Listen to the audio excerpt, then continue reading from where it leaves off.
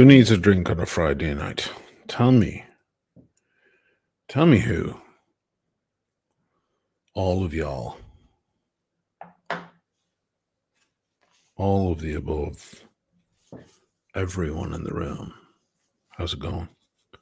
Half an hour late tonight. Sorry about that. Maybe that's better.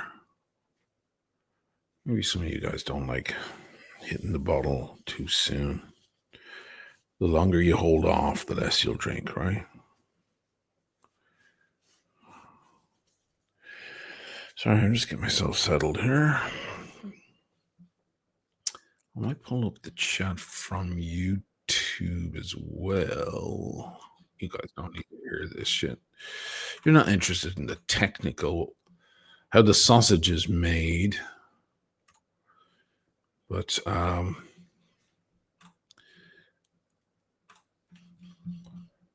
if I had to set up like Tim Wright's, he's got 1,000 windows open. He's got everything open. Watch this anonymous. Looking short, really? I don't know about that. I cut the hair. It's a little short. Don't know.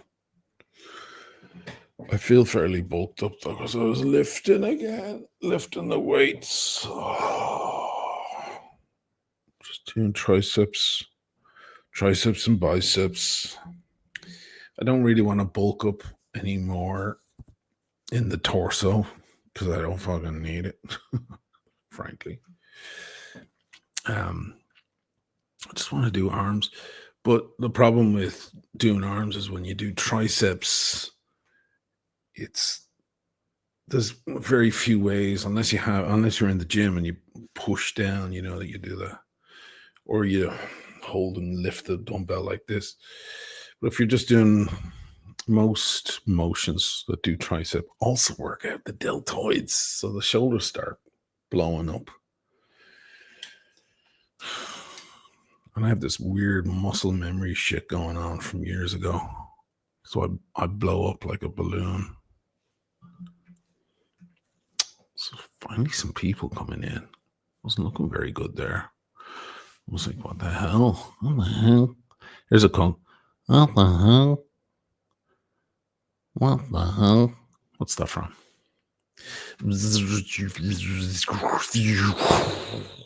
What the hell?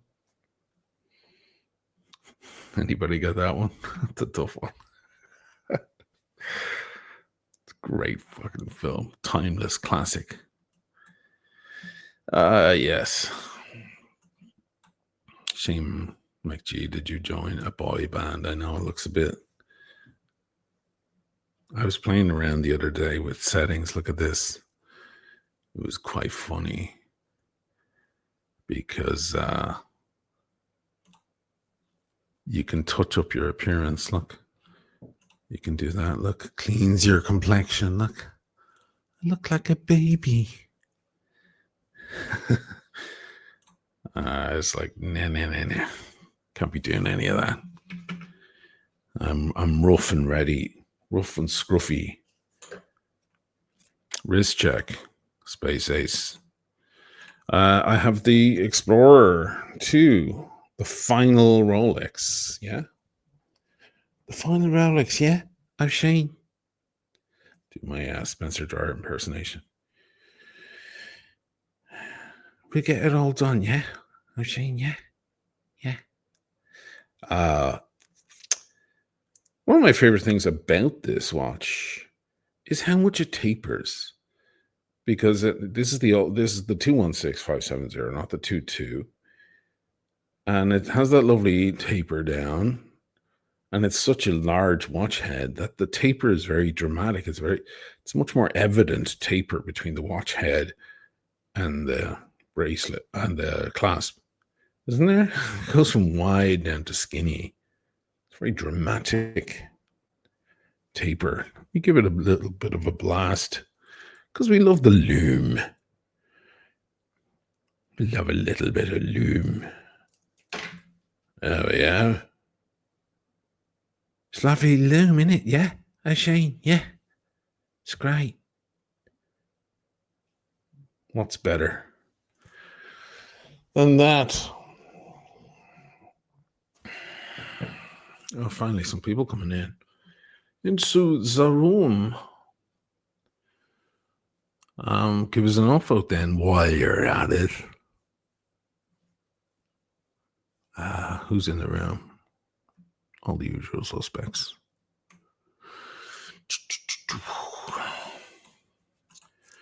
There's Christopher Ward, watch enthusiast. Thanks for the cool Instagram clips during the week. Very cool. Seamaster is gorgeous. As you know, I have the chrome bezel version, also with the 1109 movement. Yeah, I remember I saw that when you were here in Venice, Virgo. And I was like, dang. Dang. And I saw a little one, a little 36 mil one. Or is it 34? Is there a 34 in those ones back then, or is it just 36? Anyway, there was one. My friend Simona has one in the store. I assume it's quartz. But it's just like that, and it has some nice natural patina. And my daughter's graduating soon, so I thought maybe that'd be a nice little gift. You know, not too expensive, but something nice to mark the occasion of her graduation. We'll all be heading to Milano for that. Jason has 36.2, is it? Yeah, I thought it was a 30. There was a 37 and then the 41, right? But maybe it's 36.2. And as mechanically minded as she is, I've spoken about this before. Sometimes it's just smart to get a quartz, you know, set it and forget it, especially when you're giving a gift.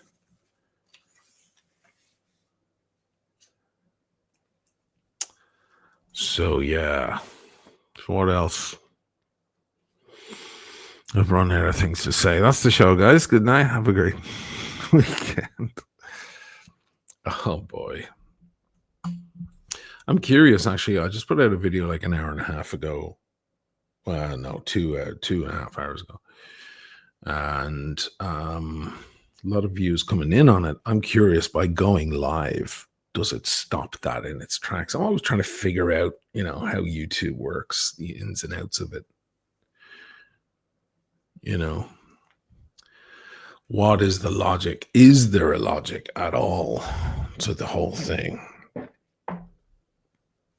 Oh, fuck.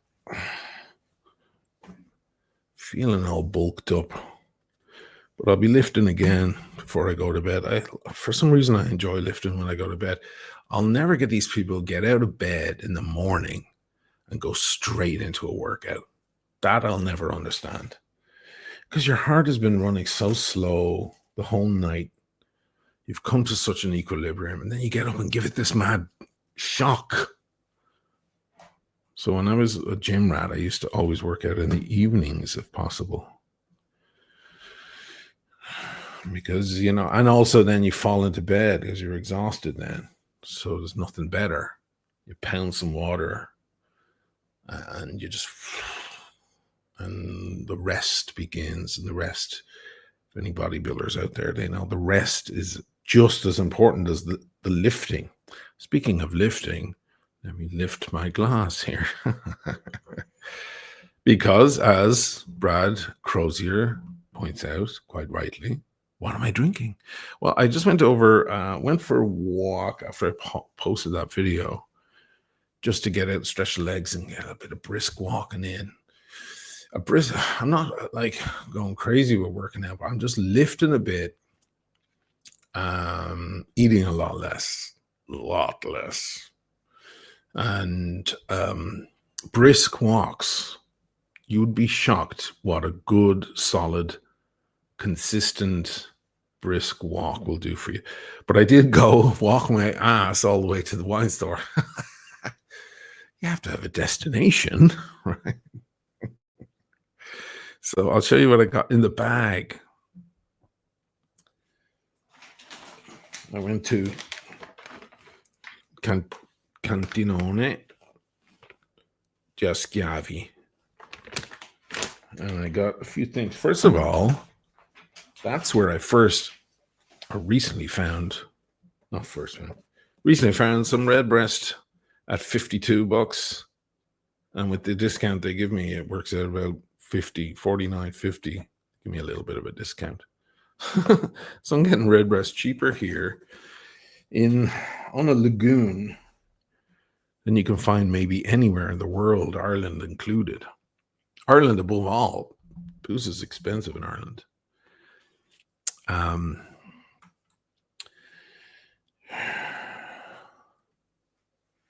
I got 2 wines. I got very interesting. I think I've showed these before, but it's been a while. There's new people in the room. So as always, I got fucking Barolo because I'm predictable. But this is a Borgogno. This is nice quality. Very nice quality. I don't know how much it was. I need to check the receipt. And there's another wine from Borgogno. You know the way Barolo has to be 3 years worked. So you'll never find, like, it's 2025 now, you won't find a 2024, 2023 Barolo. You wouldn't want to drink it anyway, I don't think. But it needs to be 2 years worked, whereas Nebbiolo can go out straight away because it's essentially the same wine. There are technical differences, but it's the same grape. And Borgogno made a Nebbiolo that they consider that's like 2 years or 18 months or something, kind of like a Barbaresco, but it's very Barolo in its style. And they said, can we call it Barolo? And the region, the zone, the Sadia there, the what would you call them? The committee, who are very, very strict and very precious about the definition of Barolo, said, no, you can't. And they're like, come on, this is basically Barolo. And they're like, sorry, it doesn't have the 3 years. So they went back and forth, and there was a big squabble. And they released the wine. Technically, it's a Nebbiolo, so it doesn't get DOCG, only gets DOC classification. And in protest, they called it No Name. And because they called it No Name, it became that was kind of a topic of conversation for a lot of people and became quite popular and quite famous. And they can't charge Barolo prices for it, so it started selling out all over the world. It's actually kind of a hard bottle to get, and not cheap either. What do you think? Should I open No Name? Yeah.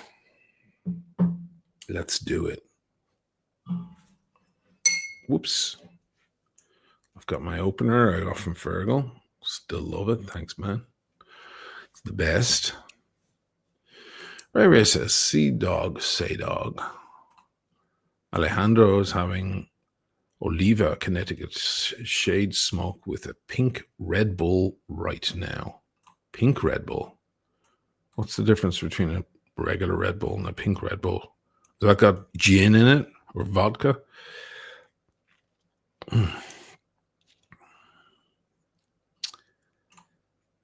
Mac says we're best 12 is 40 to 49 in Germany, Holland, online. Wow.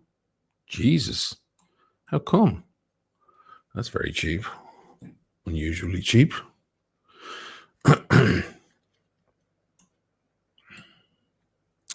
Let's open this. Take a look at the color.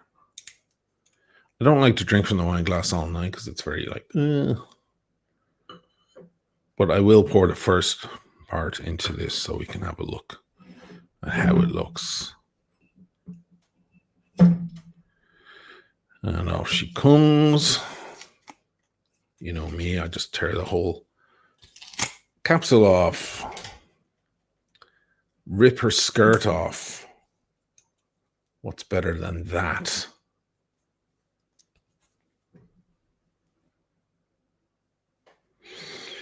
Oh, man. Let's open this puppy. Yeah, I was torn what watch to wear. Nothing's right, I'm torn.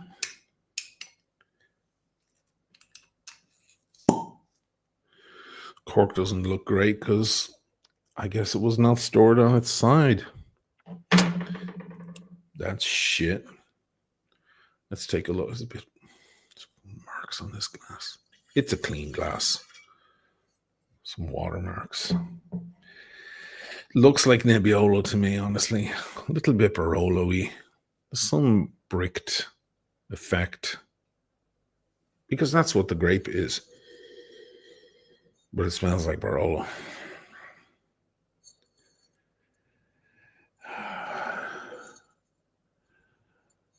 Brandon Boswell says there's 600 in room. I think there's a few more than that, but that's... Yeah, it'd be nice to get at least 300 upvotes. There's a lot of people writing me earlier going, hey, I got a bottle for tonight. I think it's a bank holiday weekend in the United Kingdom. So I think the boys are settling in with a bottle and a smoke. Guilt-free. So check it out. No name. It's called from Borgogno. Not sure how much it costs around the world. I remember it was very popular in Italy and New York years ago. And you couldn't get it. You know, you have a bottle of wine in the United States in a restaurant, and man, I think it's 2.5 times or 3 times the markup. So if the bottle is $30 in the store, you're paying $100 at least in the restaurant.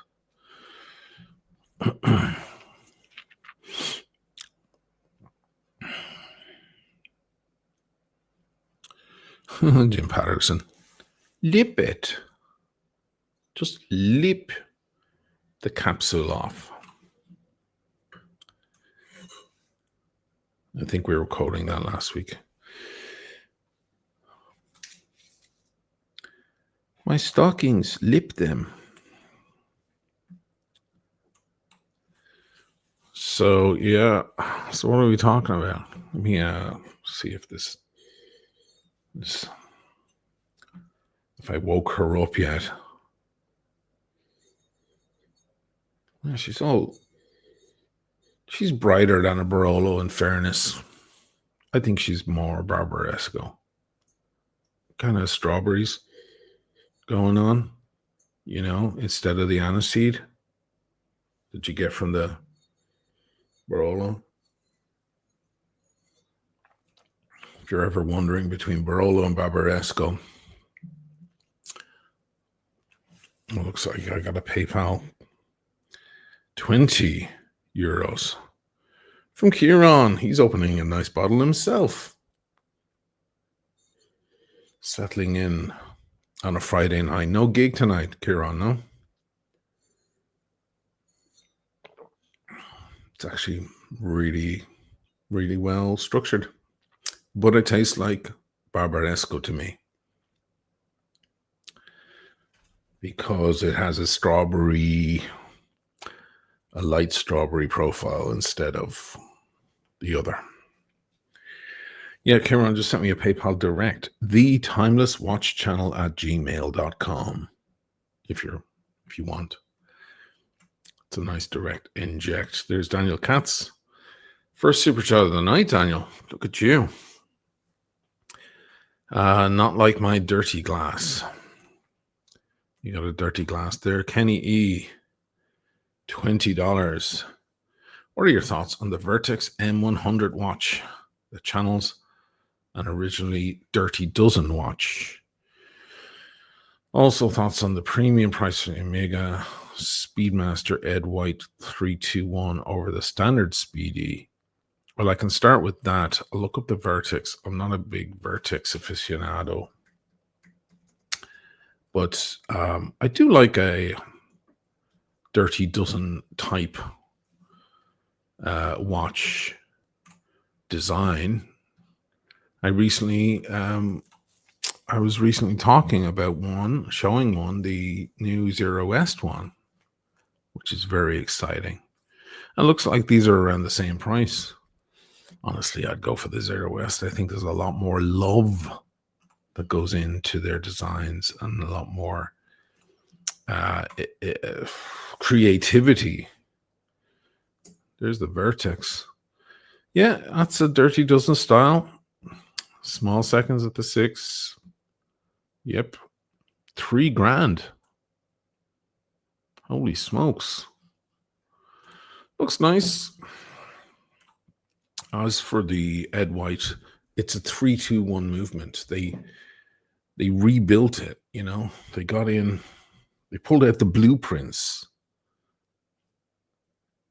and brought the 3-2-1 back. And at the time, in only 2 watches, one of them is like solid platinum or something. It's like 80 grand or something. And then the Ed White, which is beautiful, by the way, when you put it next to a regular moon watch, one of the new moon watches, it's a lot prettier. It's a little tiny bit smaller in profile, but it's really nice. It's worth the extra money. It's historic movement, the 3-2-1 vertical clutch column wheel, right? Thanks for the super chats, Kenny. Ray, $5. Are you still 1,000 air, Ray? Or are you 100 air? Not as in the speed, let's see, really listening yet. However, your voice is beginning to work, if you know what I mean. Mega fanboy Ian. Zero West Bespoke. Yeah, like I'll pull it up. Why not? It's very interesting, very inspired. I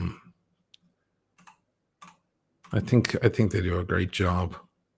And these are real military fellas. The designer, the chief architect of these watches, is an ex-military engineer himself. Pretty important guy. Sworn to secrecy. I can't even ask him over a beer, like in private, the sort of shit he was involved in. This is nice. Their escape watch. It's dedicated to the Great Escape. And it has, when you hold a UV light up to the back, it's got Morse code for escape tunnel, Harry, 10 p.m., the famous message, and the piece of a Spitfire that crashed out. One of the guys got caught and wound up in Stalag Luft 3 for quite some time, and he was one of the guys who escaped and was subsequently assassinated. One of the 50.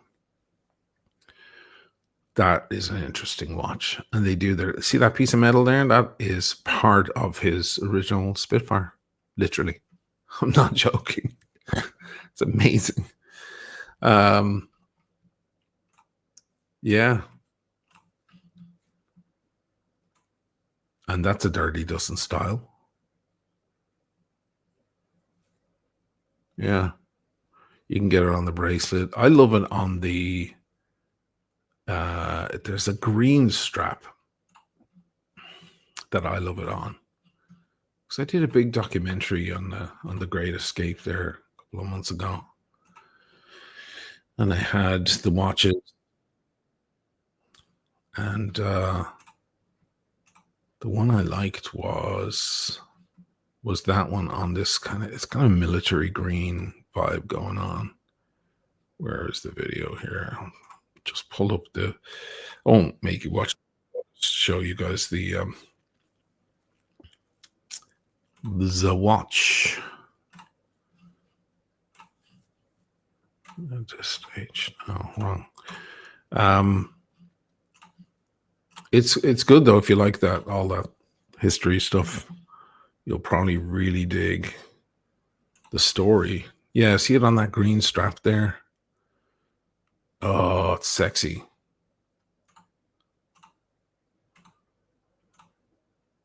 Look at that thing. That's the best configuration of it. And there's the back. It has a hidden message. You have to hold a UV light up. And when you take away the UV light, it disappears immediately. in homage to, as a kind of a shout out to the secrecy of their little plan. They're digging the tunnels. There's that strap. These guys hand make their straps. Each strap is made by hand. No messing around with these guys. Yeah, I love that watch. Wasn't able to keep it, unfortunately. They usually let me keep the watches, but this time around, they're like, fuck him. We're paying him enough. He doesn't need a free watch. And there's a chrono version as well. I'm proud of that video. It's a good one. Benny Hill. I still enjoy watching your dark side video. It's what got me to buy my submersible. Yeah, you became a panelista, huh? Nice. You're one of them. I'm switching to a small glass now just because it looks on the camera. It doesn't look as crazy. Anyway, this is no special, amazing, top-level wine that requires a proper glass, Doesn't matter.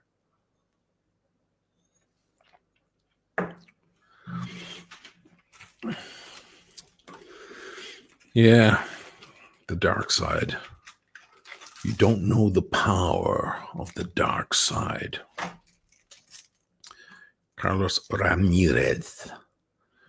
$10. Always enjoy catching Friday night live. Going out with the wife tonight wearing my two-tone Buckley Oyster Quartz in honor of your Land Dweller video. Cool, man. That's a nice watch. Thanks for the super chat. Enjoy. Where are you going? You're going to dinner? Bringing the wife to dinner? Good boy. Design Atelier, you need to review a Zero West. Sure, man. Contact them. They might be interested.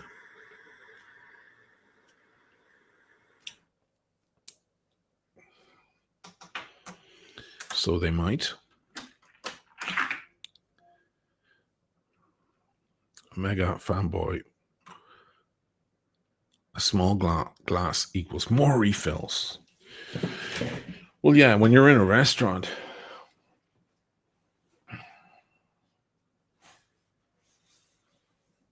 and you're paying by the glass, you want as much in the glass as possible, right?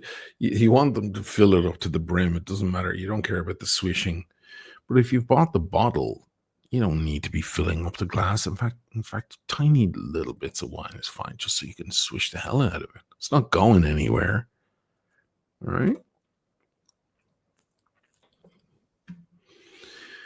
My Zero West video is playing in the background. I can see it here. The boy is escaping. It's a good one. It's amazing, daring little mission. It's a good story. I learned a lot myself just doing the research.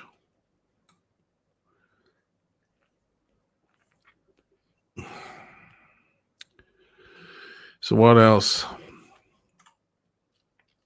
AP, why do you look thinner? Haircut? Yeah, it's the haircut. I'd love to think I'm thinner, but I started eating a bit more healthy lately, not drinking as much. Fucking seagulls are at it again. And lifting, but I mean, you don't see weight loss for a while.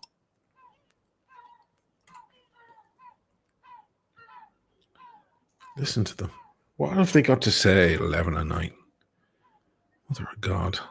Pedro, greetings from Mexico. I'm rocking my Omega DeVille Hour Vision. Wow.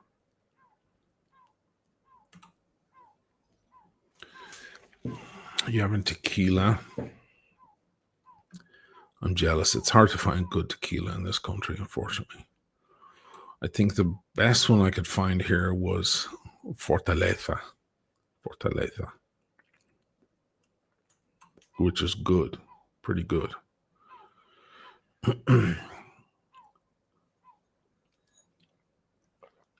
So what's going on in the world?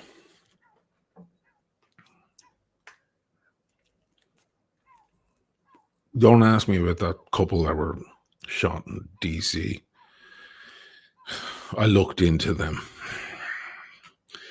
The guy's the tweets, his latest tweets before that incident were fairly disgusting.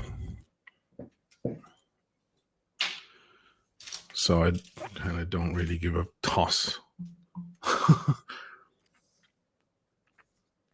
But they're using it, of course, to try to justify even more their filthy occupation, as they always do.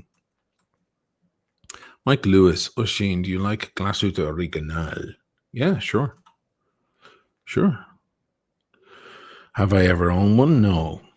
I like their diver watch they came out with a few years ago with the big numerals.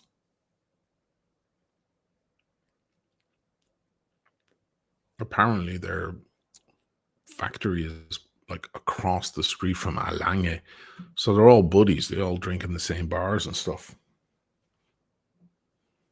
which is very cool. That's kind of something that happens. That when I was in Geneva, we were at some bar. We were bar hopping, and we went to one where a lot of the watchmakers hang out.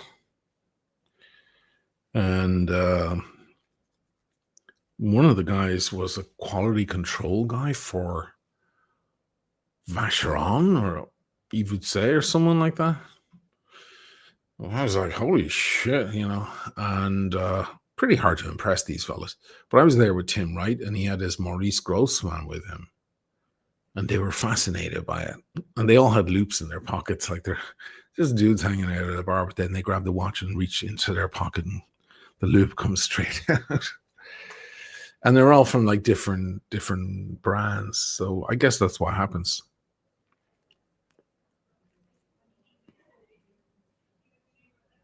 There's a phrase in Central Europe, continental Europe, there's a thing called the third place. The French use that a lot. I don't know how to say it in French. Your third place. So your home is number one, it's your first place. Your work is your second. And then the third place is where you spend a lot of your time, your third place, which is usually a bar or some hangout, some place where you meet up with people. And it's a very kind of important component. And I saw someone recently on TikTok or something saying that that the third place is not something that a lot of Americans have, and they could use one. The Americans could start learning how to, adopt that habit. Because I think a lot of Americans, their third place is their deck or their garden with their barbecue, or, it's home, but it's like a spot for them to chill and open a bottle and light up a smoke or whatever. Well, that place would be, for a lot of Europeans, would be another place. It would be a place you drive to or whatever. So yeah. Jim Patterson says that's the strip club. I'm not a big fan of strip clubs, honestly. I've been to strip clubs a little bit in New York, in California, in maybe Florida. I don't remember. And I always found them a little bit sad, but for some people, the strip club is just where they go to have a drink. They don't really care. They're not going along to get all excited about the girls. There's Philip Manning like clockwork with a PayPal. Thanks, brother. Thank you. And then I was hanging out with this girl whose best friend was getting married to a manager of a strip club. Okay, there's the degrees of separation there in New York. So we would go there a lot because he'd be managing and we'd get free drinks or cheap drinks or whatever. So I spent a little time in that one.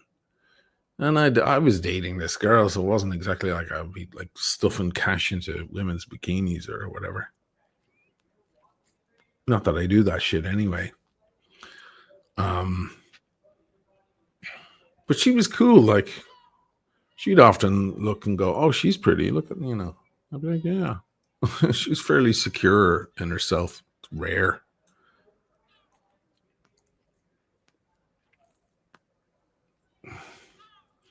My issue isn't with the girls at all, because they've got to make a living. It's with those sad businessmen sitting there, Chinese businessmen with a big smile on their face, throwing their money away. She really likes me.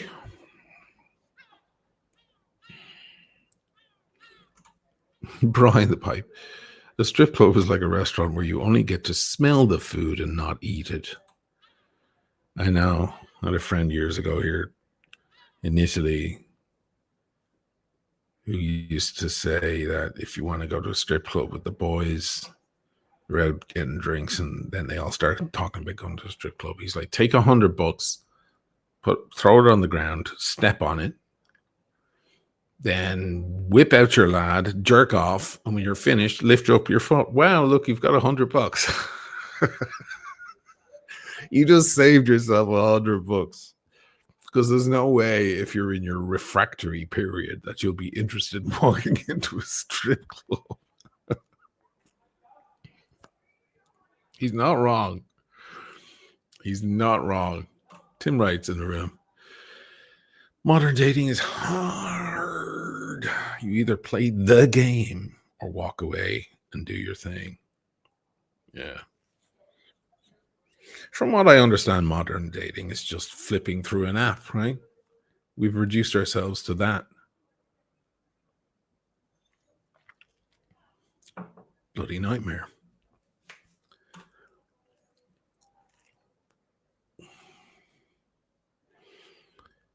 Anyway.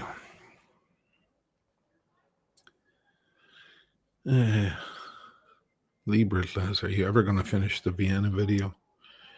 As I said before, many times at this point, I keep coming back to it, and I keep realizing the same problem. I was not there during the correct season. I've plenty of footage. I just don't have the right footage, because I went there, both times I went there, it was hot as balls. So I'm walking around with like sandals on, and because it was just insufferable heat. And that's not the dramatic Vienna that I'm looking for. I'm looking for the long coat with the collar all the way up, struggling through the snowy streets of Vienna, so I can evoke Wolfgang Amadeus Mozart. That's the problem. I could have put out the Vienna video 3 years ago, but it would have been shit. So I could give it to you sooner, or I could give it to you well done. Which one would you like?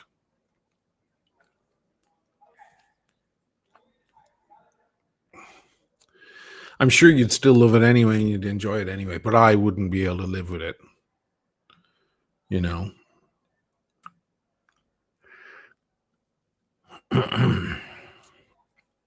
And because Mozart would be at the center of the theme, that would bug me even more, because I kind of idolize him, or his music at least. Ray, problem with strip clubs is the audience. I know. The girls are usually very, very nice. I was dragged in one time. I think I told this story before.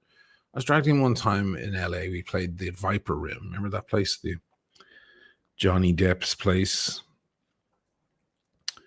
And my girlfriend at the time, she's from New York. She flew out with me and or came out to meet me or whatever.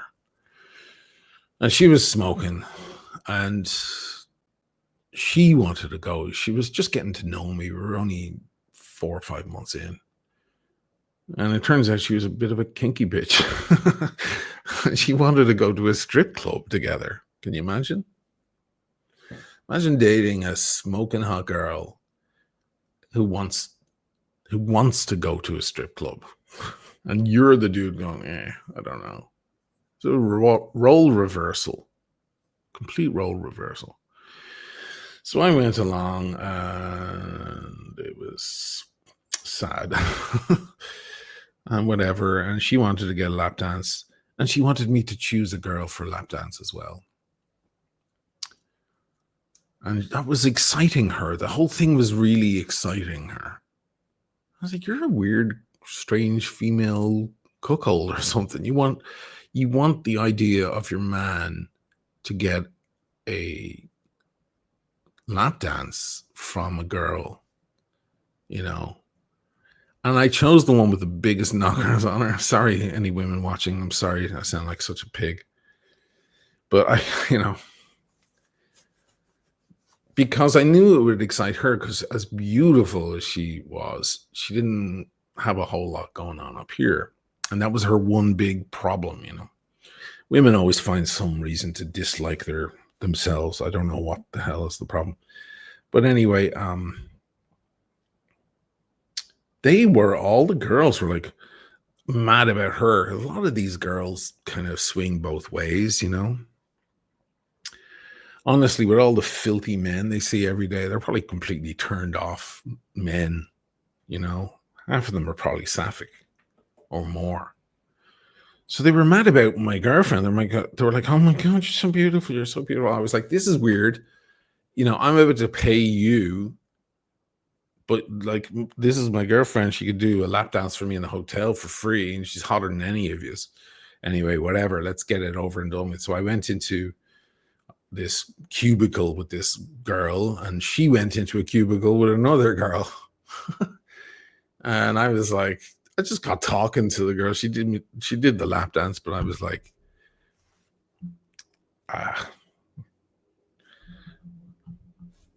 it's not like the first pair of boobies I've ever seen. I'm just like, so I get talking to her, and she's like, you have a funny accent. Are you from Ireland? Oh, my brother goes to Ireland a lot. I want to go there someday. As she's lap dancing, I'm like, and she goes, is that really your girlfriend? I'm like, thanks very fucking much. Now, yeah. And she's like, oh my God, she's so hot. I wish she chose me. I was like, yeah, that is fucking weird, isn't it? Like, what the hell am I doing paying you $30 for this? So anyway, we got into a big argument. Not myself and the stripper, but myself and my girlfriend afterwards. I was like, that was sad and pathetic. And I broke up with her. I dumped her. I got back with her there a few days later. But I was just like turned off. I was like, I want some broad who's into this stuff. This is weird.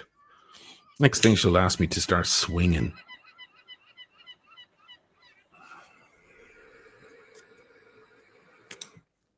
In fact, I think she did mention swinging at one point. And I said, listen, darling, there's a lot of things we can do. It's a big, long menu.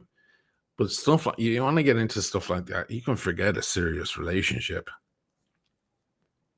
You can get as kinky as you want, but, I'm not going to get married. I'm not going to get engaged to a woman who I witness do all sorts of crazy shit. I'd like a nice wholesome girl I can bring home to my mother. Yeah. At Christmas.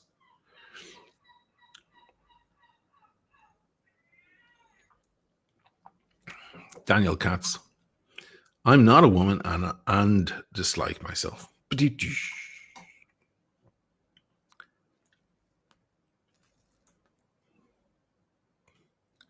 Joey Love, $5. What time were you visiting Miami when you shared the Instagram video with you wearing the RM? What's behind that watch?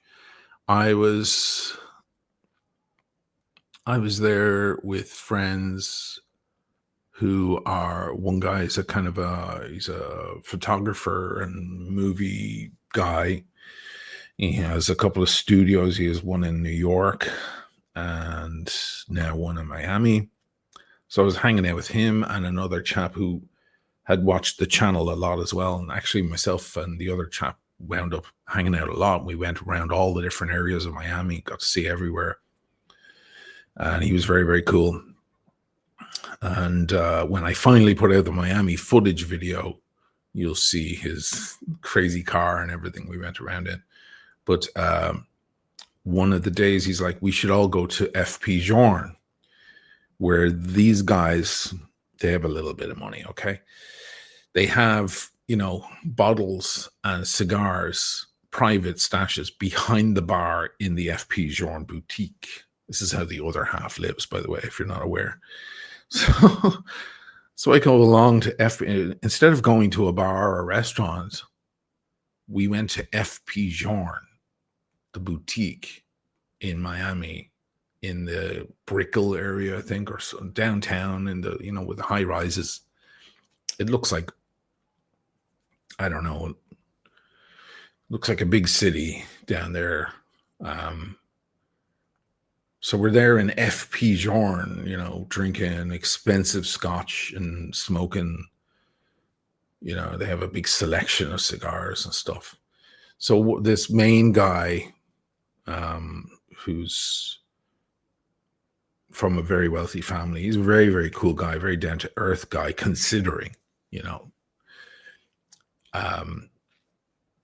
he had the Richard Mille and he had a MBNF and stuff, because to him buying those watches is like for us buying a Rolex or whatever. So of course I had to try it on and get some video footage. So that's what that was about. It wasn't my RM. I don't have that kind of money. I think he paid 250, something like that. But it was a great hangout. They were good guys, good people.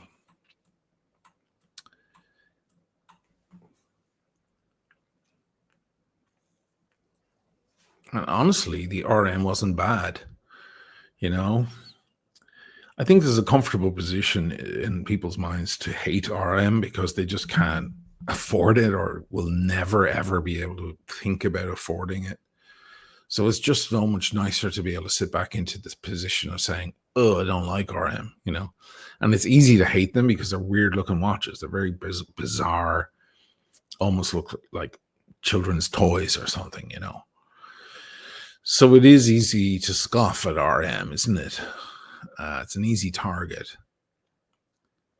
But I have to say, it suited my wrist, a big watch. So it looked great on my wrist, My main issue with RM, apart from the fact that I just think the prices are exaggerated, is just that how do you match anything with it? Like last week, I went to the Daniele to meet with the manager there and have drinks. One of the most beautiful hotels in the world. And, I wore Canali head to toe. And I wore Cartier, the new Cartier Drive. The whole thing went together beautifully. Scarosso boots. And, you put it all together. You build your outfit, right? What the hell are you going to match with an RM? There's not, like, RMs don't match with anything. They stand out like sore thumbs.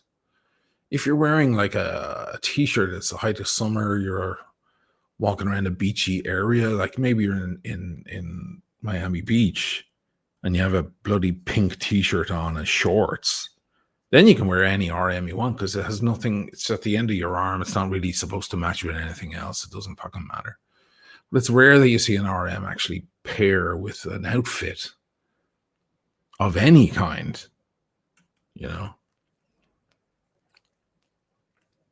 Excuse me, a Gucci tracksuit. Right. It looked right with a Gucci tracksuit. But I think, when pieces like, and he also had that MBNF thing. How the hell do you match that with anything? That looks like it's from outer space. But I think with pieces like that, they're not supposed to match with anything. They're supposed to stand alone. They're a statement by themselves. And I get it.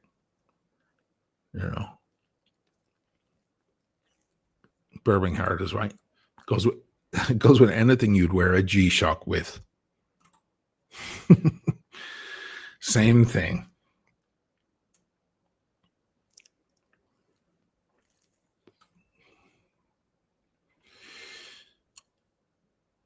But yeah, I mean, when you're wearing $250,000, you do take note, you might say. It's not like that, experience goes by without you noticing it. Let me make sure I didn't miss any super chats. No, I got them.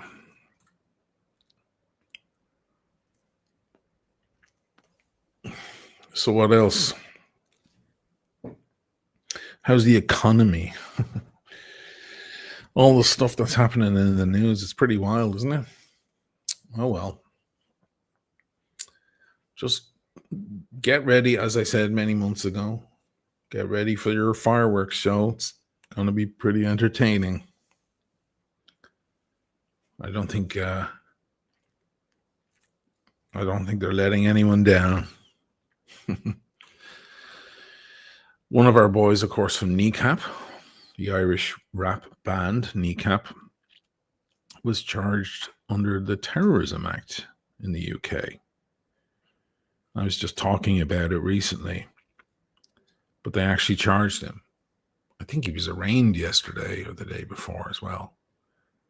I'm not sure.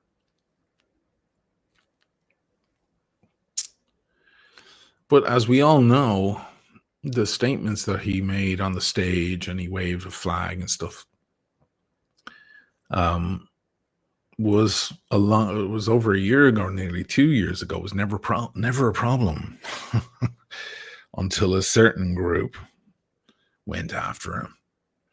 They're trying to silence people, that's what they're trying to do.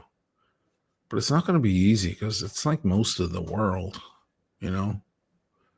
I think general public opinion is it's fairly unanimous at this point.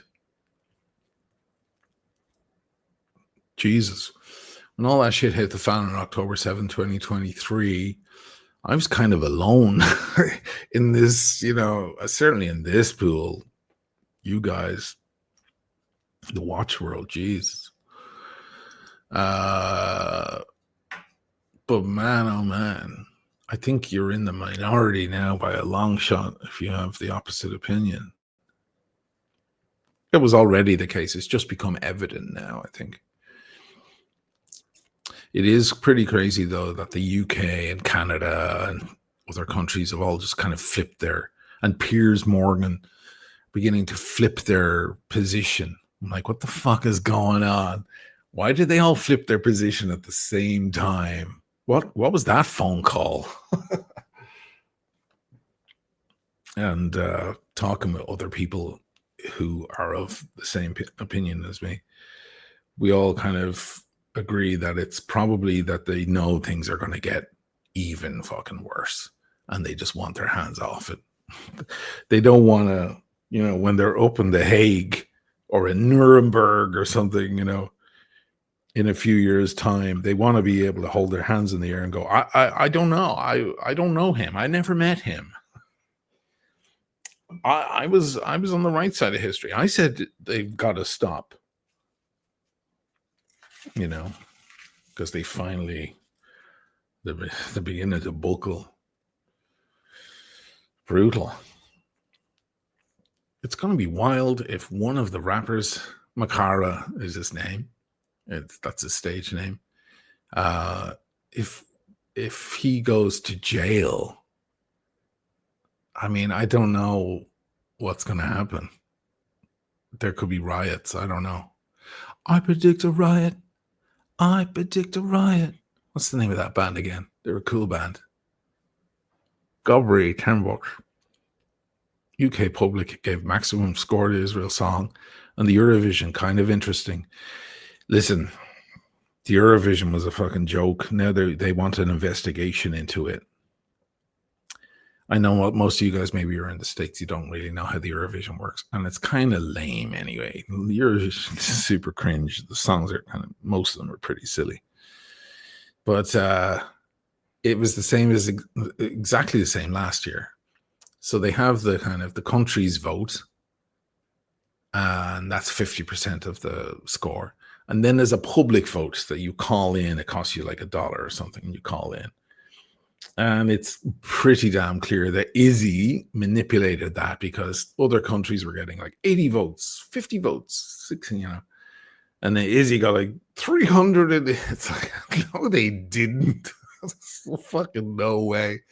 Jesus Christ, haven't you guys ever heard of subtlety? But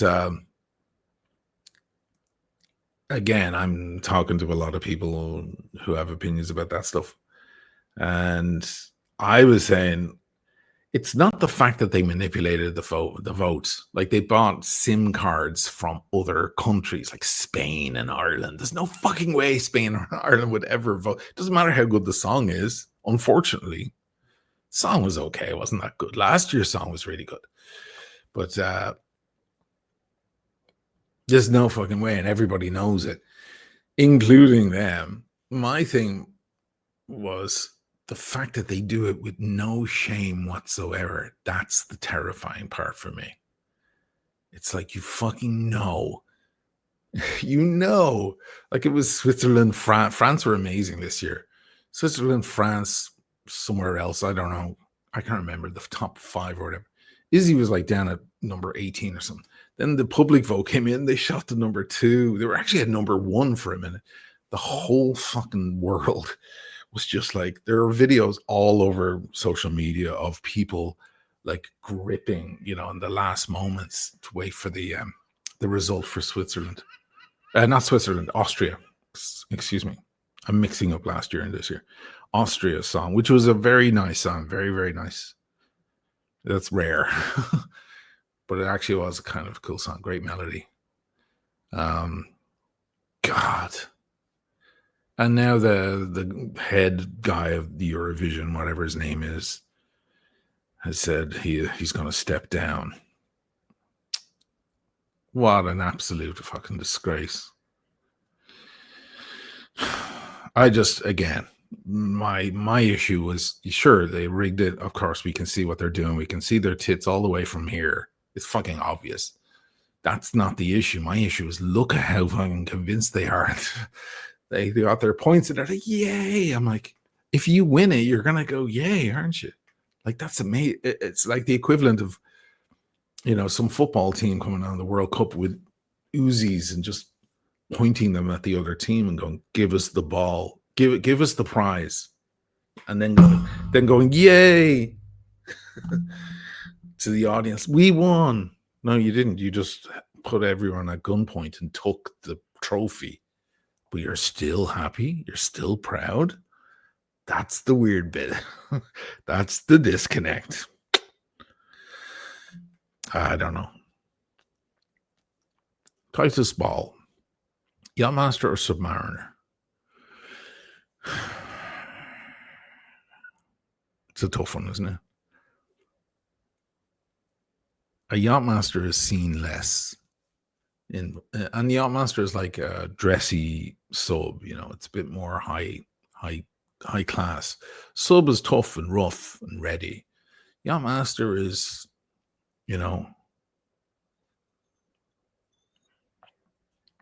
somewhere a bit more in the elegant world and flashy high society world. Same movement, same watch on the inside. You want something that shines a bit more and something that is not as ubiquitous as the sub, because you do see a lot of subs. Get a Yachty. But at the same time, there's a reason why you see a lot of subs. A very good reason. Same reason as you see Les Paul Standards and Fender Stratocasters and Steinway, New York Steinway Ds, around. I wish I had the car equivalent, but I'm not a car aficionado. I'm sure you guys can fill in the blanks there. whatever that equivalent is. Ray, $2. Armed cars and tanks and guns came to take away your sons. Indeed.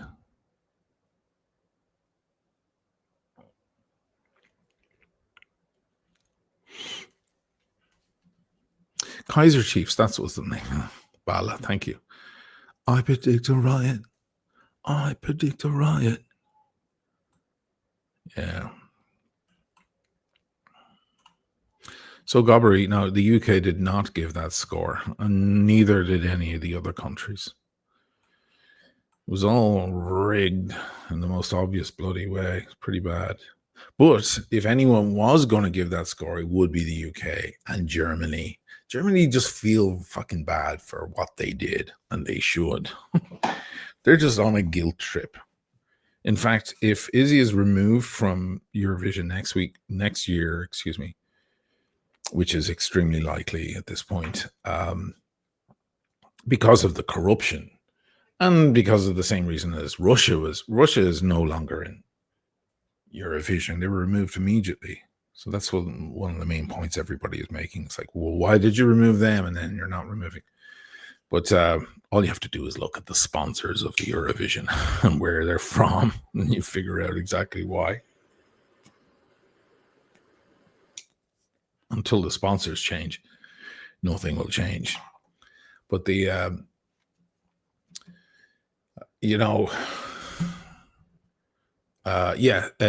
Izzy, Germany have already said that if they're out, we're out. Because the Germans, they just feel they're carrying that guilt, which I think is fucking fair order. But, there's nothing, they'll never put their hand up in the air and say, and that's a bad pun, isn't it? Shit, I should use a different pun. There'll never be any outcry from them at all. Because the whole world can go, who the fuck are you guys to be saying that? Hold on a minute. That's called the kettle calling the pot black. Robert Lewis, €10. You don't have a question, Rob?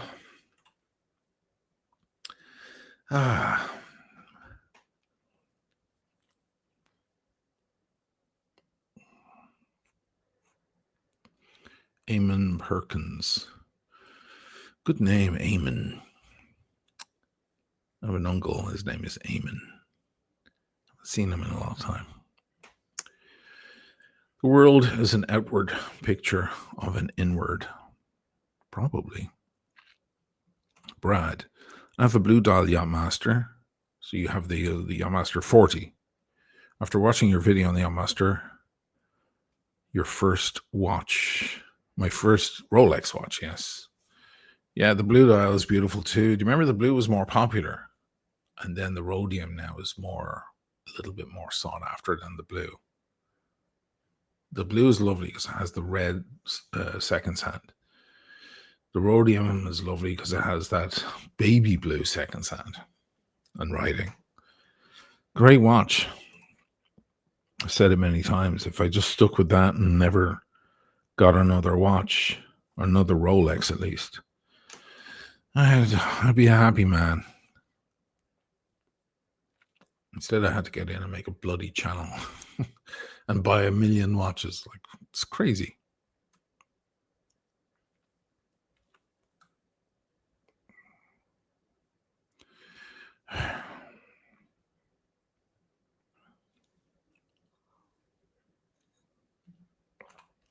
Eddie, it's a good thing Germany is staying out of this situation.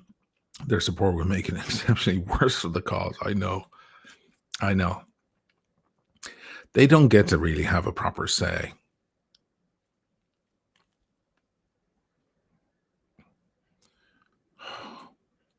Titus Ball just got an Explorer 2 Polar. Really?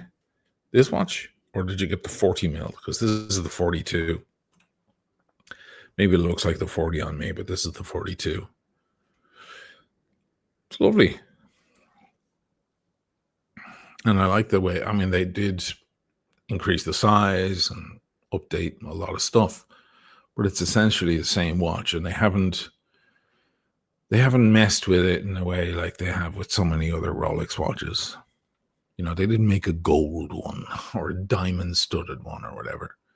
It's still carrying the old spirit of Rolex, the old trusty, tough tool watch vibe, you know.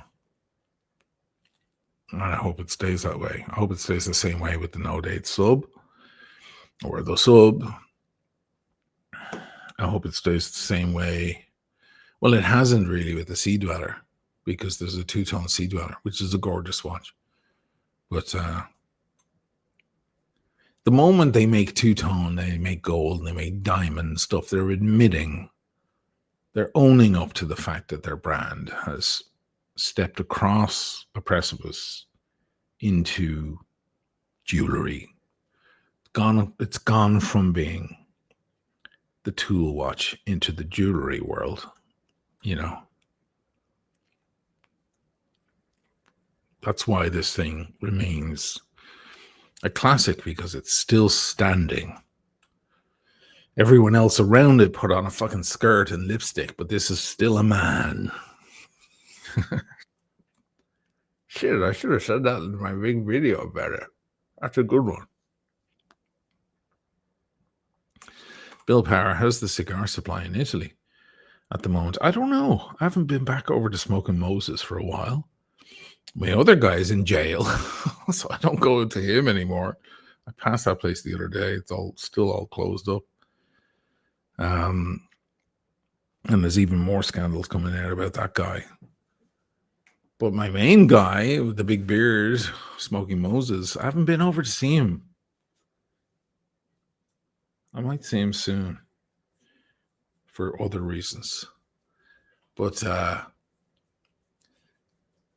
it's been a while since he's been, he's had difficulty getting, especially Cuban cigars for a while, because all of their production really dropped because of COVID, and after COVID, they never really were able to fight their way back to the same kind of production output.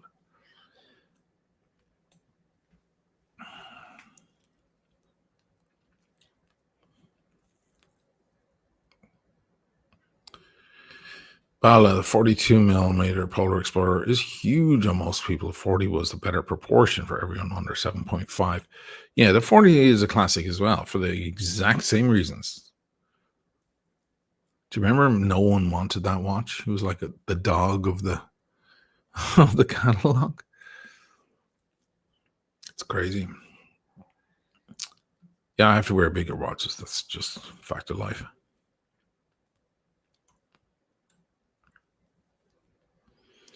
Hope you guys are giving me a thumbs up. It's down here somewhere.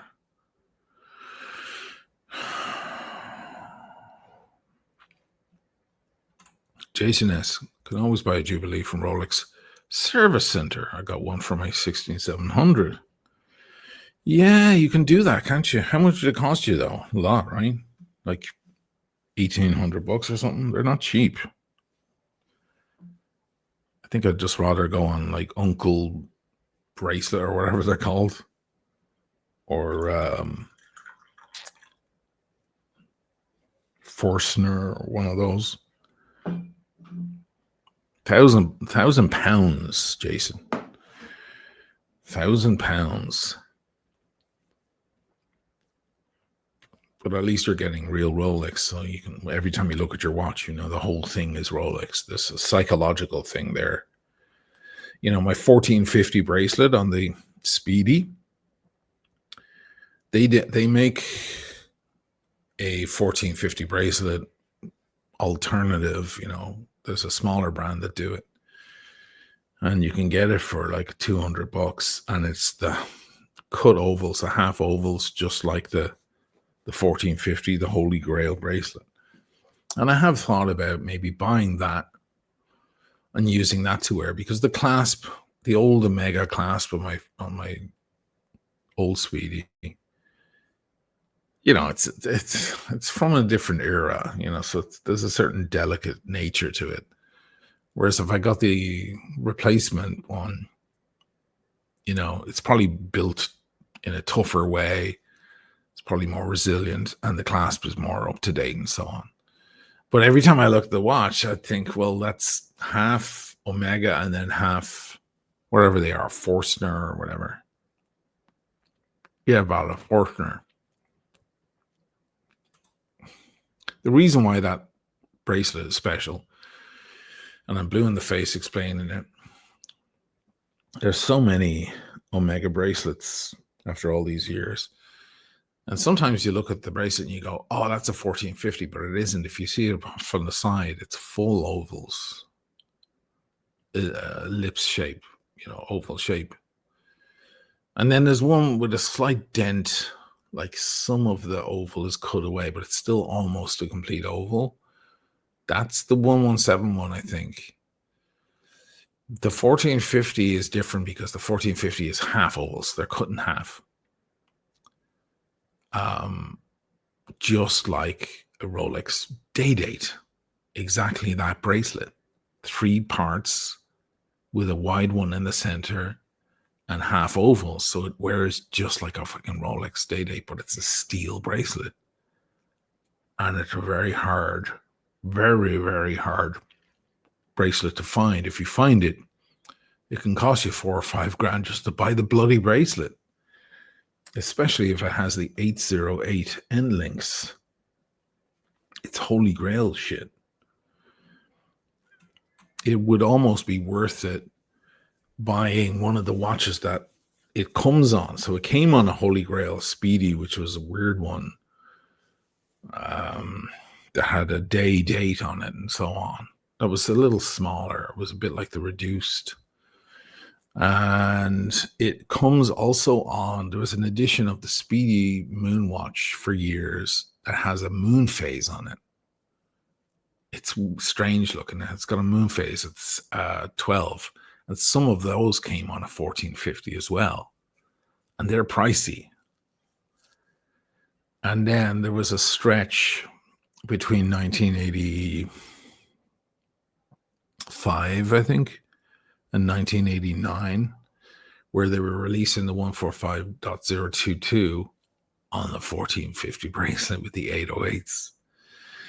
The second one of those hits Chrono 24 or whatever, they're snapped up immediately, of course. Especially if they have all the other goodies like the long S, long R on the dial, and if they're in very nice condition and blah, blah, blah, blah, blah. They're gone.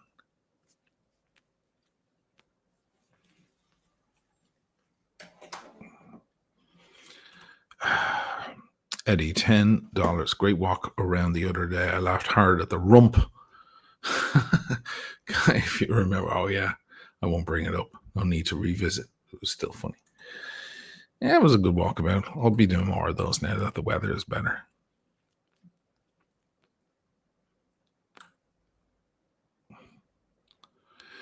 Brian disagrees about the COVID and Cuban cigars. In 2020, Habanos distribution was sold to a group of investors from Asia. They changed the pricing and now focus on Asia primary market. Is that the real reason? Huh.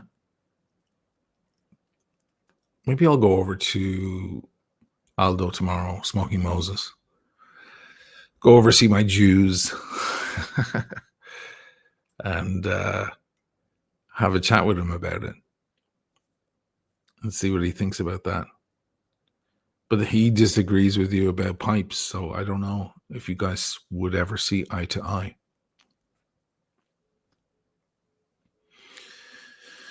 Well, let's see what he says. I mean, he's got his thumb on the market constantly. That's his whole world. I'll be lucky if he's there. He's always traveling the world. He goes out with the Fuentes. Like they invite him around the world. He knows them all by their first names, you know.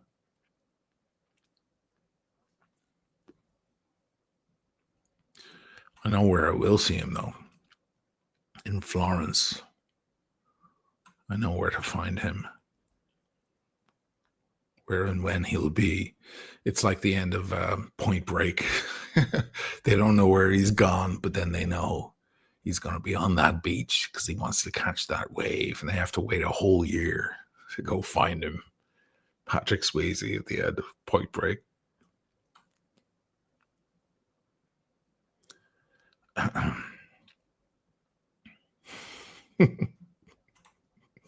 Right. Make amends over a glass of fucking David.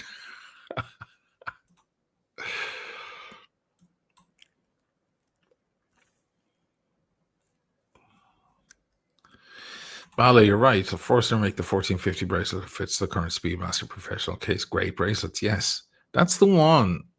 I mean, I'd consider getting it for my Speedy and just putting my real 1450 just away, you know, because it is a, it's a classic old thing, and the clasp is like that old flimsy. It's not milled, it's a stamped clasp, and it's a little bit grumpy sometimes. It would probably be a smart thing for me to just put that thing away, and wear a more modern version of it. But somebody asked me recently, I was on the live stream last week or earlier this week, about putting, rubber on a Rolex. And I was saying that for me, a Rolex is the watch head and the bracelet. It's all kind of one. I don't see it like a separate thing. It's the same with AP. You kind of see the bracelet as part of the whole invention, and even when you get a Rolex on a rubber, like the Oyster Flex, you feel like that's part of the whole, that's the frame they put on that painting, don't take it off. You know what I mean? But some people are very cavalier about it. They'll just take off I know Adrian Barker does that with this watch. He'll stick his Explorer 2 on a NATO, probably one of his NATOs because he wants to sell his NATOs. But, you stick it on a NATO. It looks pretty decent. But I don't know. Maybe I'll try it, Maybe I just need to get that programming out of my head. I just look at Rolex watches as being complete, somehow. Uncle Seiko, that's the name of it there. Vala, thanks. Bill Power. You make a good point about the deep sea on the Oyster Flex. Because the deep sea, that's one watch I would put if I had a deep sea, a James Cameron or otherwise. That's one watch I would put on a rubber, because it's such a big, heavy bitch. Like, it's so thick that you need it kind of strapped to your wrist. And I feel like a rubber would be more solid. Otherwise, you have to wear the bracelet kind of tight. Otherwise, that thing flops all around your wrist because it's so top heavy. Especially if you have the 1-1 series, like the first edition. When you strap it to the wrist, not tight, but, firmly with a rubber bracelet or rubber band, it reduces the perceived weight, because the watch is taut to your wrist, nice and firm. You don't feel the weight of that watch head as much as you do when the bracelet is maybe flopping a bit and the thing is like falling from side to side. Then you feel the weight of it a lot more. So it's a better way to wear it. And God knows why Rolex haven't brought out a rubber bracelet version of that watch, because it's a deep sea. It's for going down under the water, and rubber is built for that. So why not? But, who knows why Rolex do anything. Severin says it's 100% true about the Asian market for Cubans, Cohiba, and Trinidad. Well, certainly Trinidad and Cohiba have exploded in price because of the Asian market. We know about that. I have that on good authority from David off London. Good to know. RP 1960, $5. After 2 years on a wait list, I picked up my Polar Explorer a few days back. Love it. Worth the wait. So you got the 226570, the one with the slightly wider bracelet. If I was offered one, if somebody said to me, I want your one, and I have the 226, give me money in the difference, I would swap it out for one reason, because I like the idea of a wider bracelet and a wider clasp, just for me. However, there are details on this dial when you get them up side by side that are apparently nicer on this.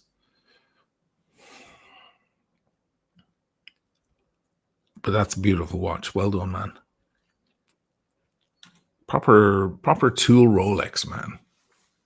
What's not to love?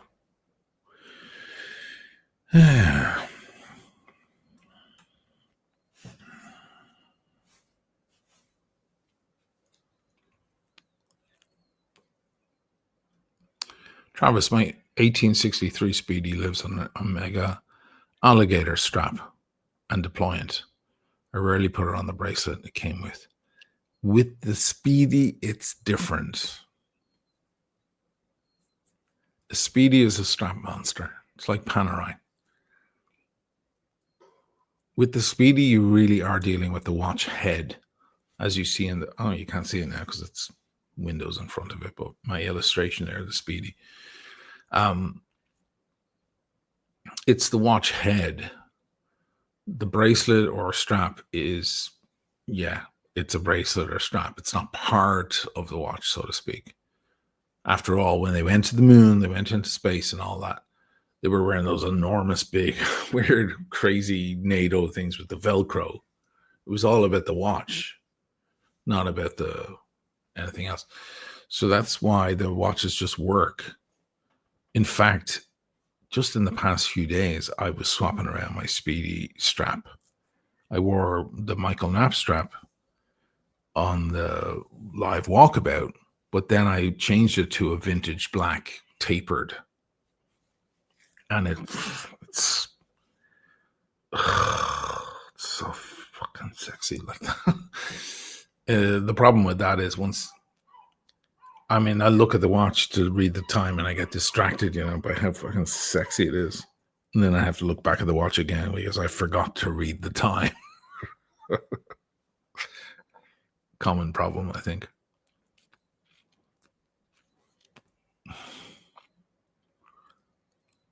DG, where's your Speedy? Well, you don't follow me on Instagram, apparently. Or you didn't see the live walkabout. She's around. Is she here? No. I don't know where she is. She's in a different room. You should be following me on Instagram. Then you get daily updates on what I'm wearing. How can you resist?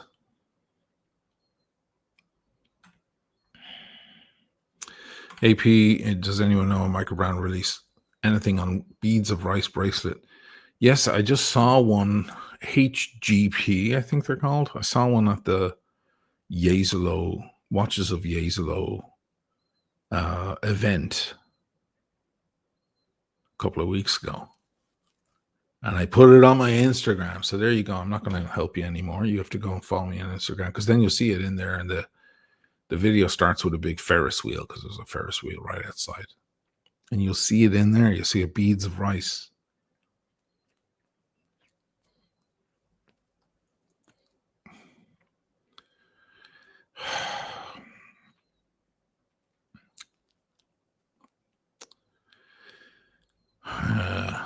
DG, no Instagram. Well, just get it with it. I don't care what you think. I was the same. I was like, oh, the kids and their Instagram and their TikTok.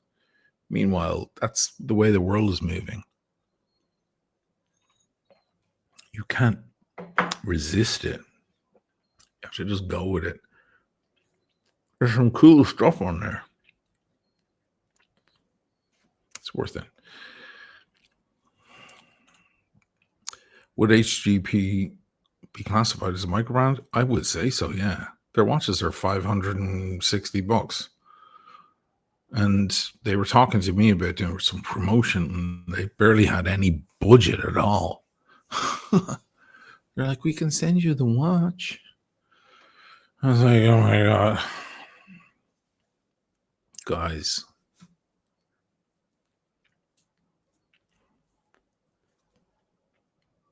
Meanwhile, Kiara sent me her watch straight away without any bloody questions, and her watches are a lot more expensive. I have it right here, actually. I sized it. The Chiara Nardo, the Italiano. I sized it so it fits me now better. There it is. I've been wearing it a lot, actually. I love it. Look at that bracelet. Boom.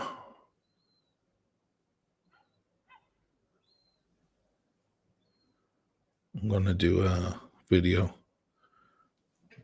on it.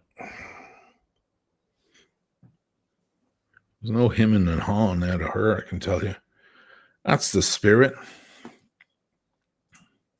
I'm going to do her promotion for nothing. I'm going to do it for free because she was so goddamn nice. There you go.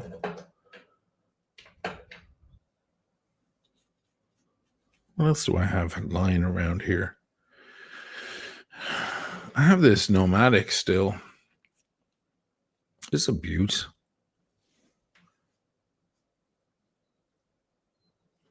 Let me wind her up. She's been sitting there.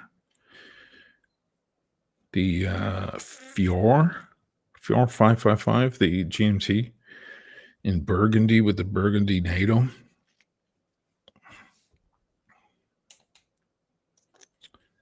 $11.57.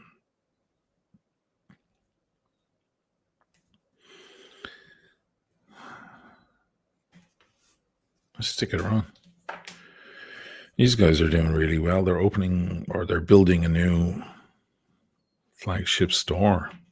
That's how you know a brand is selling a lot of watches. They start expanding. I just heard from some people here in Venice that the amount of watches Venezianico sell, it's fucking upsetting. It's like, how many fucking plunkers are out there buying that garbage?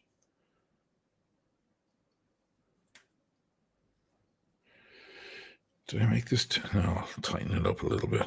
I'll show you this because it's kind of nice. And the it comes on a kind of a Jubilee looking bracelet. But I like it on this NATO because the NATO has the same tones and accents. So it brings out the burgundy color. Isn't that gorgeous? Zoom in.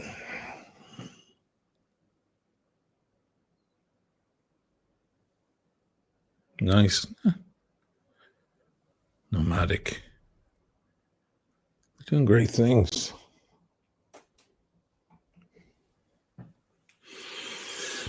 Yeah.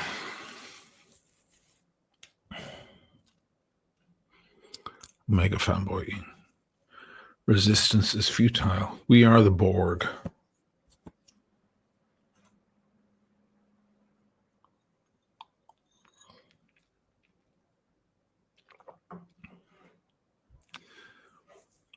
AP, that Legend diver looks pretty damn good. I might be in trouble now. Which one is that? Oh, is that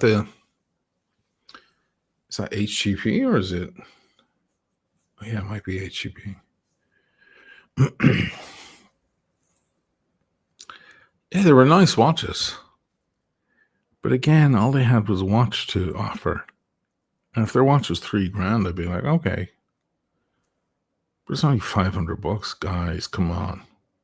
What does it cost you to make the thing? $100?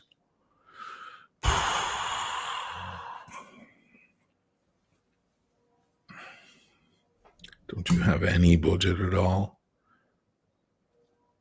One interesting one was Echo Neutra. You guys know that one? They were at it as well. I was talking to them. They were curious how much I charged and all that.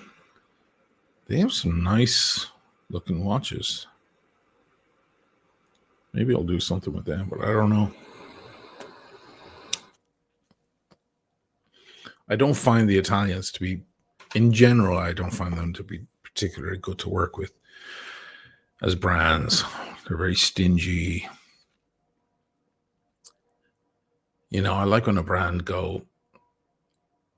they send me like 4 different samples of their of their watches. They'll send like they have different examples, and they're like, "There you go, try it all. You see what you like." Whereas some of these brands are like getting one watch out of them is trouble. It's like pulling teeth. Meanwhile, what does it cost them to just send you a fucking sample? Jesus, ridiculous.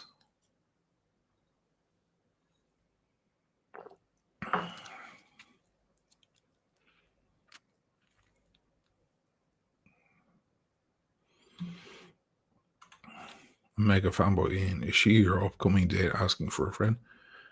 Who, Kiara? No, Kiara's a married woman. Excuse me.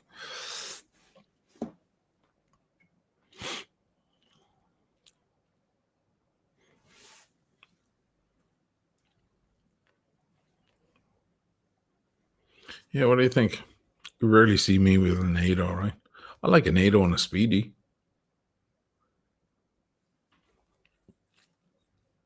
I have a couple of Adrian's NATOs. They're pretty nice. I think I wore one on a Speedy a while back. Going back a little while now.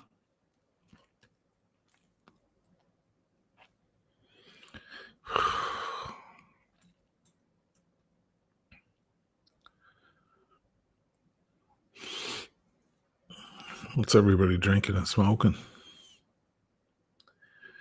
Kieran, how's that wine turning out? That bottle that you had.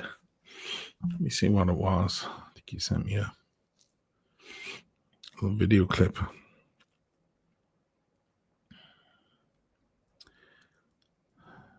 Yeah, there it is. Oh, it's a Barolo. That's Busia Barolo. Fucking hell. It's going to be great. It's the best kind of Barolos, the Busia.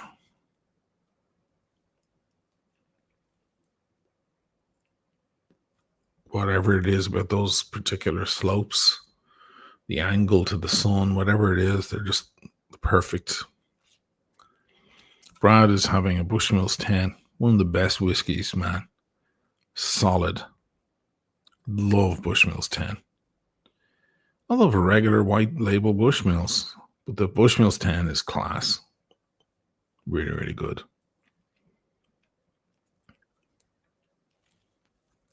Jim is having Espelon lime juice sour mix. Marlboro red. Nice.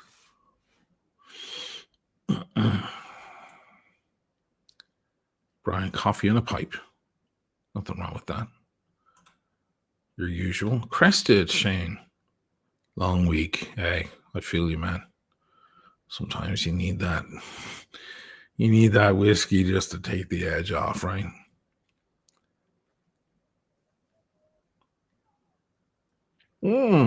Miguel is having some Ducru.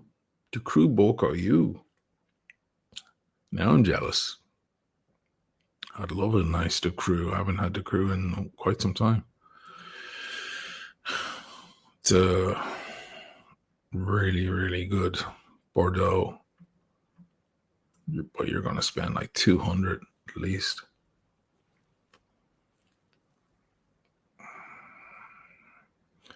Nicholas.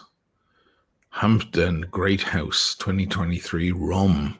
Wow. You just drink rum straight like that with ice? Or are you pairing it with a cigar? Hendrix Martini for DG. I like Hendrix too.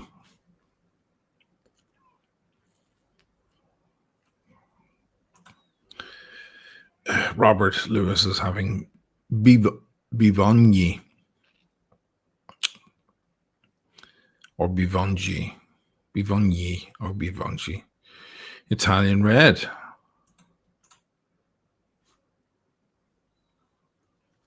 That brings up a thing in my head.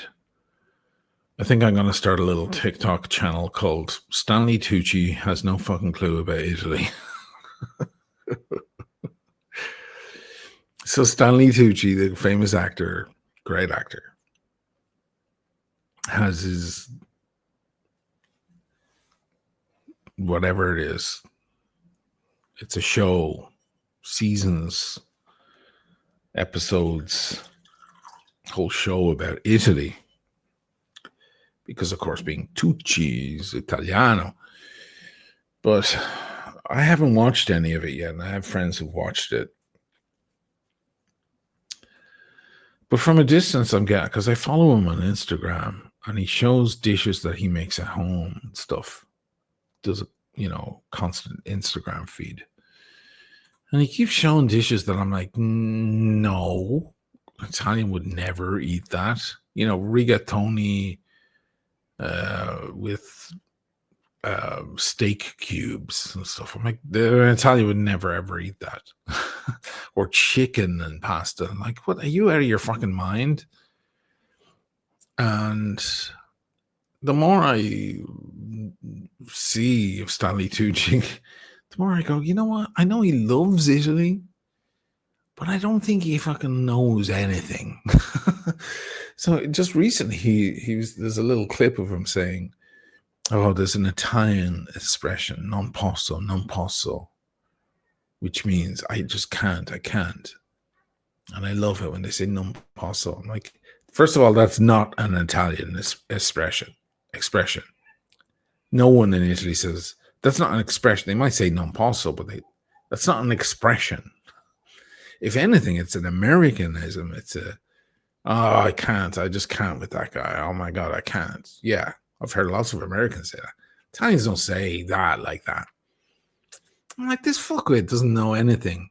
And he has this big show about this whole thing, and he's just getting away with blue murder. So I have a new conspiracy theory that actually Stanley Tucci hasn't the first fucking clue about Italian cuisine or culture. And he has like 5 words in Italian. Because I don't ever see him converse. I see him say a phrase, but I don't see him actually have a proper conversation. So I don't know if his Italian is even that good. But he recently did one in Siena where I did an episode in the Breitling 5 years ago. Talking about the Palio and the Contrade and all of that stuff. And it's well produced because he has a full camera crew and all of that. It's got all the best production, of course. But I'm looking at him going, he doesn't. I think I unfollowed him on Instagram as well after I saw the bloody, was it Packery or Rigatoni? I think maybe it was Packery. It wasn't even Rigatoni. It was the wider ones, the big ones, Packery, with steak cubes. I'm like, have you lost your fucking mind? Italians definitely don't follow him.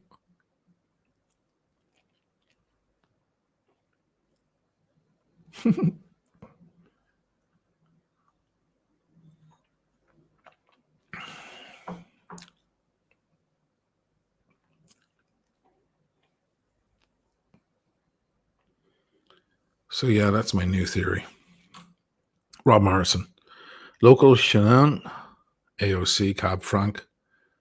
Delicious. Is that how you say delicious in French? I need to start learning French proper.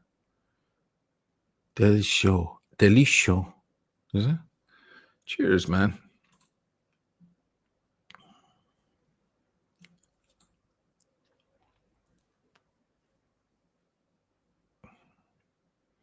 There are certain rules, the Italians have, and they're not just there because for fun. Like, they're there. Once you get into it, you realize, you understand. And certain stuff just grinds your gears. Like, no. In the same way as if I were to say, I prefer that one more better. You'd be like, no, you don't say that. Or he's more faster than the other guy, or you're just using incorrect English or something. It kind of grinds your gears. When you get to know the Italian way, certain stuff, like if you're in a restaurant and you're having fish, don't ask for fucking cheese. You're having a fish, even if it's a fish pasta, spaghetti alla vongole or spaghetti pescatore or whatever.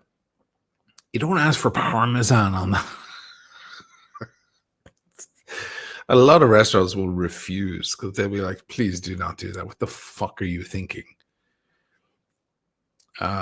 Chicken and pasta, absolute no. Never happened in the history of Italy. And steak cubes on packery, give me a break. Wouldn't happen, could not happen. The cappuccino thing after 10 or 11 a.m. is true. They don't want milk. They're not milk consumers, the Italians. The only time they'll maybe have a little milk is in foam form on a cappuccino in the morning, or a cafe latte or latte macchiato. But after a certain hour, you're finished with that, you know. I'm guilty because I get up late, you know.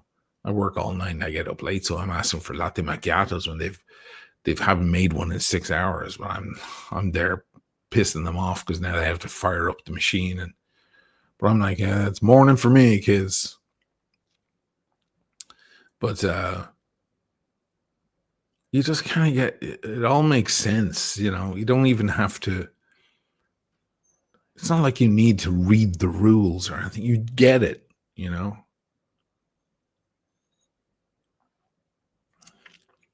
Like wine and pizza, you would never have. It's always beer and pizza.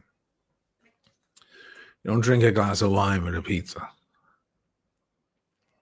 It doesn't mix.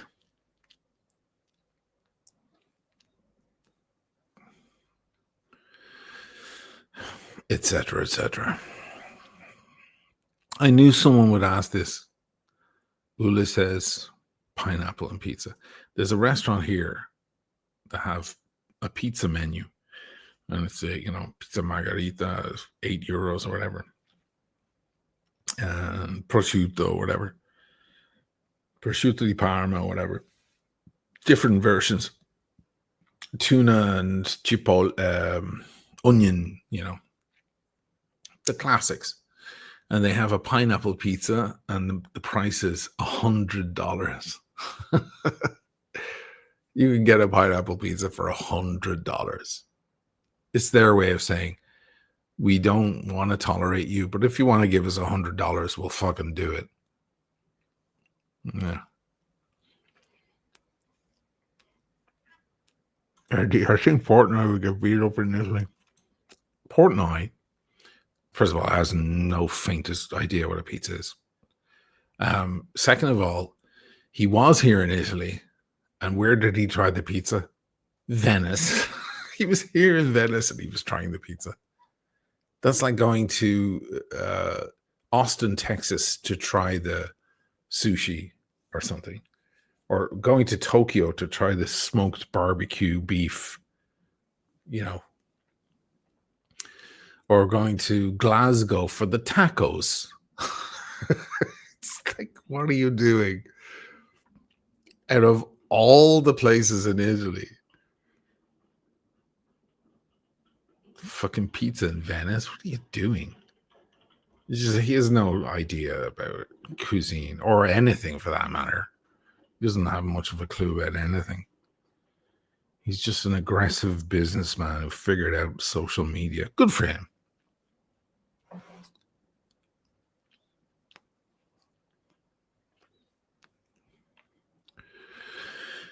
Yeah.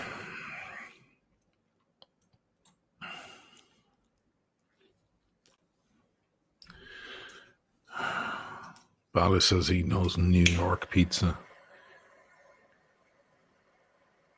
Got it. New York pizza. I hate that shit. You mean shit pizza? When New York pizza is good, it's Italian. It's doing their best to make Italian pizza. There's no identity of a. Oh, I hate this. I hate this conversation. Oh, we have our own way. You mean a shit way, like a crap way? You don't know how to do it, and therefore you want to put your own name on it and go, well, this is our version. If you had any clue how to make the real version, you'd be making it. You just don't have a clue, so now you want to put your own name in it. That's what it is. Got it.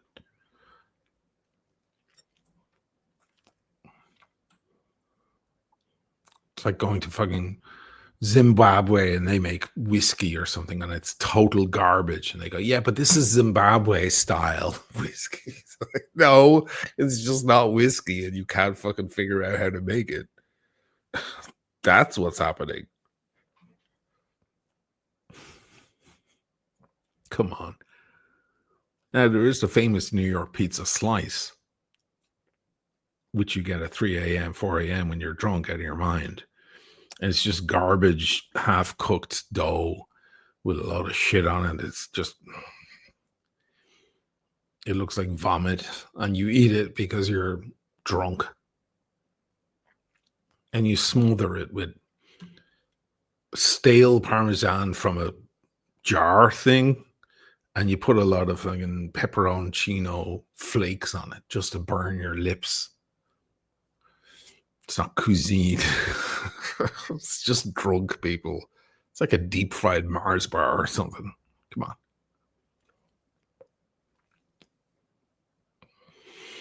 on. Anyway, I go around and around with this conversation. Myself and Dirk don't see eye to eye on that either. Because he's a New Yorker and he grew up with that stuff. He'll get over that when he moves here finally, which is his intention. 6 months in or a year in, I'll turn to him and go, do you remember you used to fucking talk about that crap? And he'd be like, sorry. I'm so sorry. I didn't. Please forgive me, for I did not know what I was doing.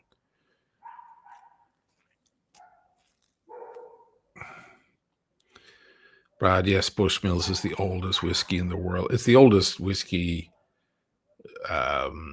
producer, official whiskey producer, you know, who distributed whiskey. Yes.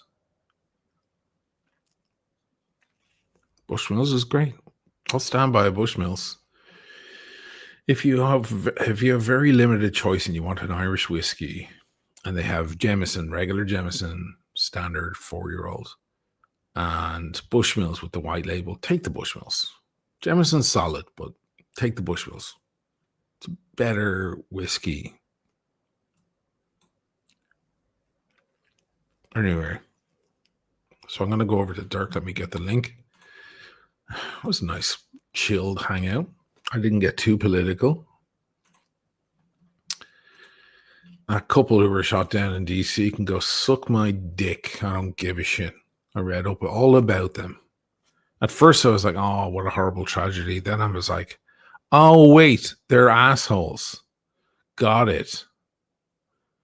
I didn't realize. 2 less motherfuckers in the world. What a tragedy. Jesus Christ. Oh, they were going to get married. How did you find that out so fast? How did you know when the guy buys an engagement ring, he hides it? It's supposed to be a surprise. How the fuck did you know that so quickly? Something smells weird. But that wouldn't be new, would it? Yeah, he's a motherfucker. He's all, let them starve. Jesus Christ. Really? You want to see little kids starve? I don't care whose side you're on. You really like the side of that? There's something wrong with you. Anyway, here is the link for Dirkus Maximus. The Eye Bashers. I'm going to go over there direct. If some of you leave if you just leave the thing, all of you, leave the stream running, some of you will be knocked over automatically, immediately, like you didn't have to touch anything, which is miraculous. But if it doesn't happen, then you can click that link, or you can just click it right now and go straight over to Dirk, and I'll see you guys in 10 seconds. We'll get talking. He's a lot more agitated and speaks a lot faster than me. It's not relaxing content, but it's fun. He's also very knowledgeable. Rob Morrison, €5. Had Montepulciano d'Abruzzo with a pizza today. Okay, it was France, and there was a taco shop next door. It's not a crime to drink wine with pizza. It's just, I don't know. Would you have French fries with your ice cream? I don't know. Like, don't you like pairings? I don't know. Would you have a roller coaster ride at a funeral? Are there any patterns in the world that matter, or do we not give a shit about anything anymore? You know, that's what I'm saying. It's beer with pizza, man. Always beer with pizza. One of the reasons I don't eat pizza very much. It doesn't agree with me because I'm not a big carbs guy and I'm not a big beer guy either. So, two reasons. I'll see you guys over there. I'll see you with Dirk. There's the link. It's in the chat. You can click on it straight away. And I'll see you guys over there. Good talk. Go watch my video from earlier this evening. I wonder how that, let me check before I do anything, if it affected the views. Because I'm curious, like if you put out a video and then you go live within an hour of that, will it cripple the other video? Does it harm the other video? 7,600 views in 4 hours. No, probably not. No, it's probably not affecting it. That's interesting. All right. Still trying to figure out YouTube. Such a weird creature. I did my rump video on the rump watch, the Trump watch that was missing the T. I was sure that was going to get good views because it's funny, it's on the news, it's topical, it's interesting. I wasn't doing Trump bashing or anything like that. It was just about the watch and how that's interesting and funny. And honestly, I was trying to say, they should keep the watch, don't send it back, because now they have one of one. Oh my God. I couldn't believe how bad the views were. And it was definitely suppressed. So you never know what's going on behind the scenes, behind the curtain. Never mind that man behind the curtain. All right, guys. I'll see you guys there in a minute. Over with Dirk. The link is in the chat.